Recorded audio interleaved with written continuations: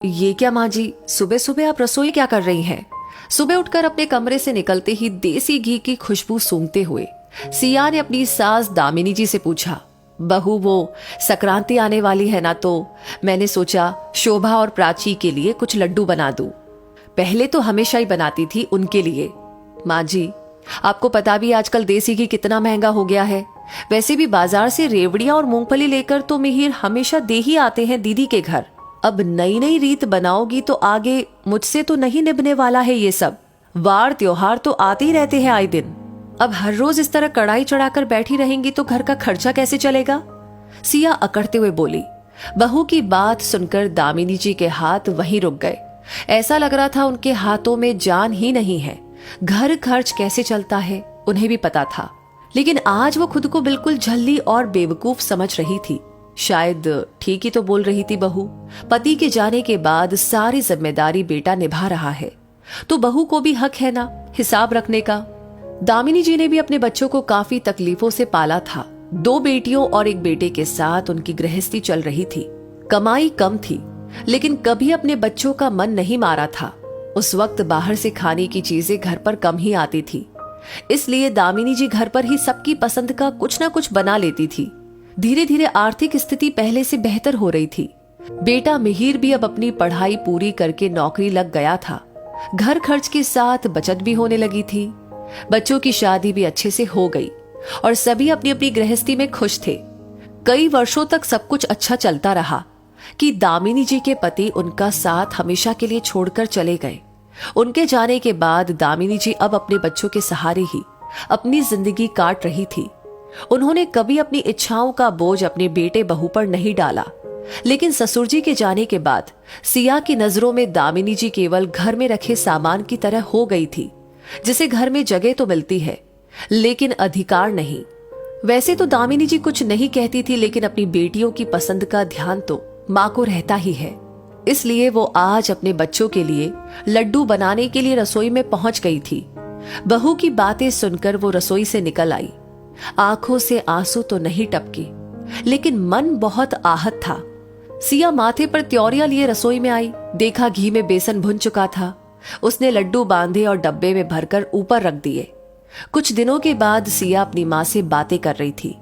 माँ, भैया कब आएंगे त्योहार का शगुन लेकर? सिया ने अपनी माँ से पूछा।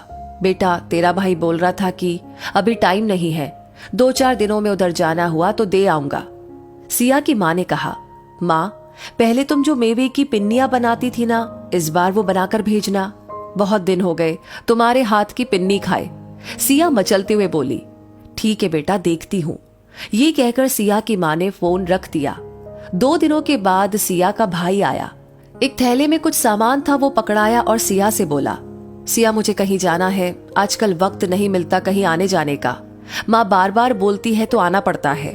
भाई, थोड़ी देर तो बैठ जाओ, तुम्हारे जीजाजी बस आते ही होंगे ऑफिस से, उनसे मिलकर चले जाना। सिया बोली। नहीं सिया, उनसे फिर कभी मिल लूंगा। ये कहकर सिया का भाई चला गया। सिया ने थैला खोलकर देखा तो उसमें एक साड़ी और रेवड़ी मूंगफली थी। पिन्नियों का डब्बा तो नहीं था जो सिया ने अपनी माँ से बनाने को कहा था। थोड़ी देर में सिया ने अपनी माँ के पास फोन किया। माँ, तुम पिन्नियां डालना भूल गई क्या? बेटा, वो मैंने कहा था तेरी भाभी से कि विनय को बोल दे सामान लाने के लिए, लेकिन क्या माँ? सिया ने पूछा। वो बोली कि सारी जिंदगी क्या बेटी को ही देती रहेंगी? इतना सामान क्या ऐसे ही आता है? पता है मेवे कितने महंगे हो गए हैं। ये कहते कहते सिया की माँ का गला रूंध गया। माँ की बात सुनकर सिया के कान भी सुन्न पड़ गए थे। उसके दिमाग में अपनी कही बात गूंजने लगी थी जो उसने अपनी सास से कही थी। पता भी है देसी घी कितना महंगा हो गया है। सिया ने कांपते हाथों से फोन रख दिया। अगले दिन जब मिहिर अपनी बहनें शोभा और प्राची के यहाँ शगुन देने जा रहा था तो सिया ने 2 डिब्बों में लड्डू भी भर दिए। दामिनी जी ने सिया की ओर देखा तो उसकी नजरें पश्चाताप से झुक गई, लेकिन मुंह से शब्द नहीं निकल पाए। बस मिहिर से इतना ही कहा, दीदी से कहना कि माँ ने लड्डू भेजे हैं।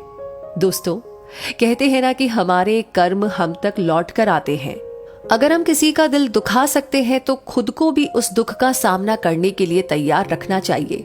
तो इस कहानी से आपने क्या महसूस किया, आपको क्या लगता है, आपकी क्या राय है? कमेंट बॉक्स में लिख कर के जरूर शेयर कीजिए। लाइक ऑलरेडी कर दिया है तो इस कहानी को बाकी लोगों तक भी पहुंचाइए, क्योंकि आपके कमेंट्स, आपका ये प्यार हमारे लिए होता है असली मोटिवेशन इस प्रकार की कहानियों पर काम करने के लिए और वीडियोस के थ्रू आप तक पहुंचाने के लिए। वैसे हमारे हर वीडियो को आप देखना चाहते हैं, कोई भी वीडियो मिस नहीं करना चाहते हैं, तो आपको सिर्फ एक काम करना होगा, हमारे पेज को फॉलो कर लीजिए जल्दी से, ताकि हर नोटिफिकेशन सबसे पहले आप तक पहुंचे। मिलूंगी अगली कहानी लेकर बहुत जल्दी ही, तब तक के लिए कहूंगी धन्यवाद।